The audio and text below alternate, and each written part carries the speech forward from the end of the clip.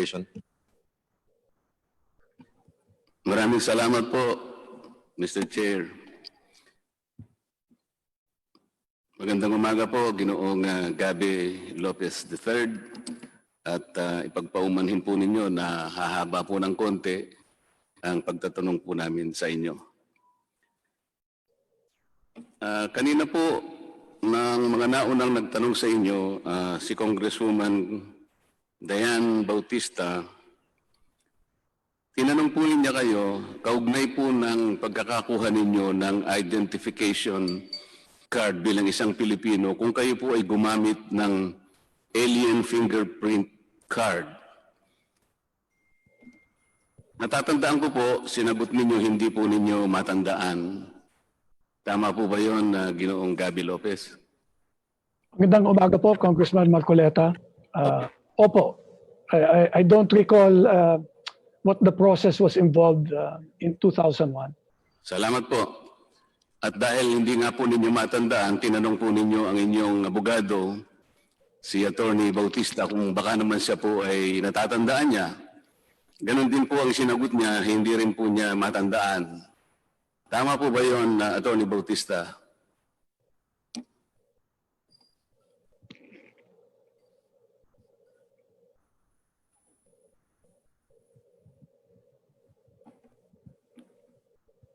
Tama po yun, Congressman Marcoleta. Na hindi po ninyo natatandaan, ano po?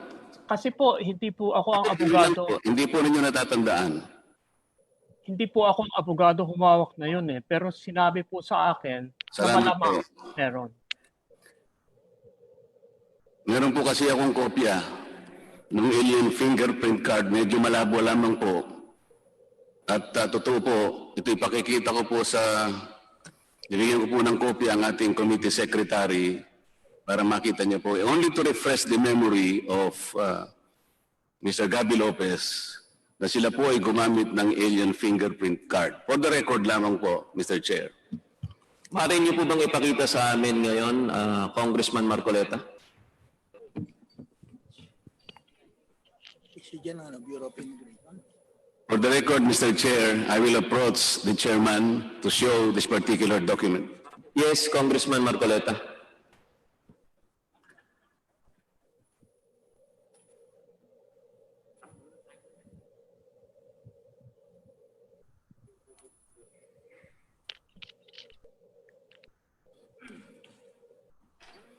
May I request, Mr. Chair, that that particular document should be shown also to the President of ABS-CBN.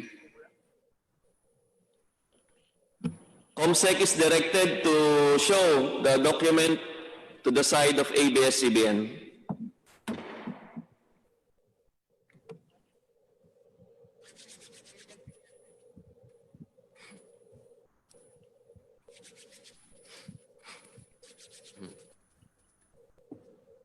(1996)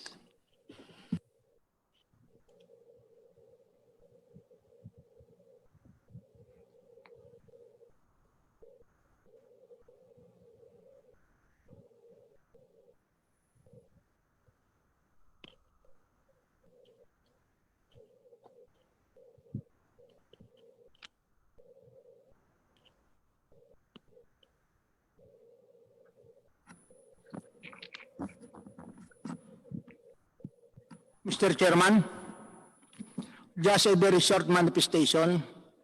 I have gone over the document and I saw that it was a document coming from the Bureau of Immigration. Unfortunately, it was not a certified true copy, and therefore to establish the authenticity of that document, may we request a certified true copy coming from the Bureau of Immigration. COMSEC is requested to get certified true copies from the Bureau of Immigration.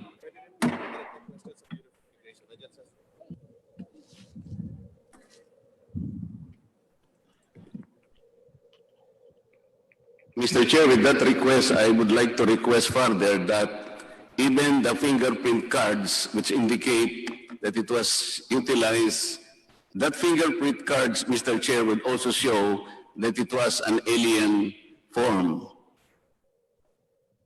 Mr. Chair, Congressman Zarate.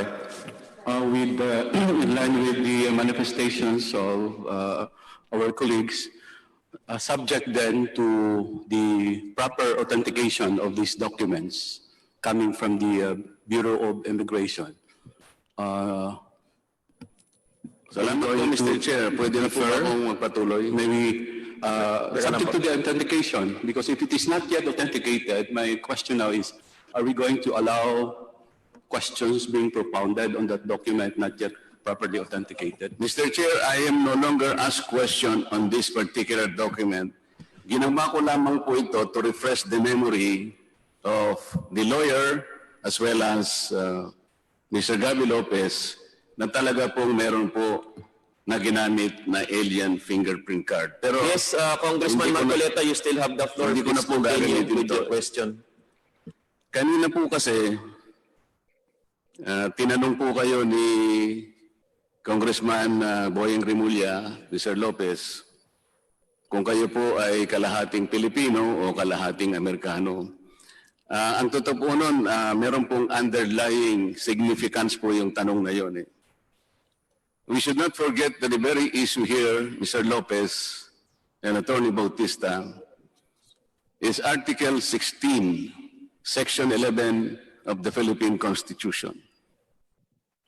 Ang totoo po nito, hindi natin paglalabanan yung issue na kayo po ay American citizen at saka Pilipino pa. Talaga pong napakaswerte po ninyo at hindi po ninyo kasalanan yon. Totoo lahat po ang sinabi ng mga abogadong nagsalita na kayo po talaga ay isang American citizen at isang Pilipino. Wala pong debate doon. Nung kayo po ay hindi pa nagme-may-ari ng ABS-CBN, wala pa pong problema yun eh. Nagkaroon po ng problema nung kayo po ay nagkaroon na ng pag-aari o kasama na po kayo sa pamamahala ng ABS-CBN sapagkat isasangguni po natin ito dun sa Article 16, Section 11, kung ito po ay nalalabag. Attorney Bautista, this is a very honest question to you. Did Article 16, Section 11 of the 1987 Philippine Constitution contemplate a situation where the Filipino citizen mentioned in that particular article should also be another citizen of another country? Tinatanong po ninyo akin opinion? Opo, pwede po. Wala pong nagbabawal doon. Po, ang sinasabi ko Wala po rin. ganito po, para malinawan po tayo. Sinasabi po kasi doon, yung pagmimiyari at pamamahala ng isang mass media company ay limitado lang sa mga Pilipino. Wala Tama po po. sanang problema doon kung si Ginoong Gabby Lopez ay Pilipino lang, hindi pa siya Amerikano. Yung tanong po kanina ni Congressman Boyeng Rimulya, nandito po yung pagpapakahulugan dito eh. We will have a problem processing that particular issue. Kasi po ang sinasabi lamang doon, tanging Pilipino lamang. Paano po natin isasangkot ang kanyang pagiging American citizen within the meaning of that constitutional provision? Tandaan po natin, Attorney Bautista, hindi po kasalanan ni Ginoong Gabby Lopez kung siya po ay napanganak sa Amerika. Hindi po rin niya kasalanan napanganak sa Pilipinong mga magulang. Kaya dalawa po nga yun eh. Ang nagiging problema po natin dito, ang saligang batas, matibay ang kanyang paninindigan na Pilipino lamang. Pati nga po korporasyon, kooperatiba, asosasyon na magme-may-ari at mamamahala nito, kinakailangan ding wholly owned and managed by such citizens. Kinakailangan po kasi palagi tayong gumagalang sa probisyang saligang batas. Ngayon po, balik po ako doon sa tanong, kalahating Amerikano po ba kayo o kalahating Pilipino? Bakit po palaging doon ako pumupunta? Ngayon po kasi, pinaninindiganan ninyo, talagang kayo po ay Pilipino. Kahit kailan hindi nyo ni-renounce ito. Mr. Gabby Lopez, kung talaga pong nasa puso ninyo ang init ng isang pagka-Pilipino, patriotismo, bakit po naman inintay po ninyo ang 48 taon para magpa-recognize po kayo bilang Pilipino? Kong Marcoleta, last question na po yan. Thank you. Mr. Chair, pwede pang may second round po ba ito? Palista lang po para sa next round po. Kung kulang pa po yung mga tanong. Opo, pero pag gano po, kung hindi ko matapos kasi nagsisimula lang po ako eh. Pwede po mong sa second round po ako. Opo, papalista po namin. Salamat po. So yung tanong ko pong naiwan, bakit po hinintay ni Ginoong Lopez ang 48 taon bago niya naisip na kailangan pala niya ng isang identification certificate at ma-recognize siyang Pilipino? Ang tanong pong ito ay para kay Ginoong Gabby Lopez. At pagkatapos, iiwanan ko pong tanong ito, Mr. Chair, kung ito pong pagiging Pilipino niya ay automatic. Automatic po eh. Bakit kakailanganin mo po na magpa-recognize ka in 2000, in year 2000? Yung pong dalawang tanong muna po na yun kasi wala na po akong panahon, Mr. Gabby Lopez. Salamat po. Thank you, Kong Marcoleta. Mr. Lopez, pwede po niyo Yes, sagot.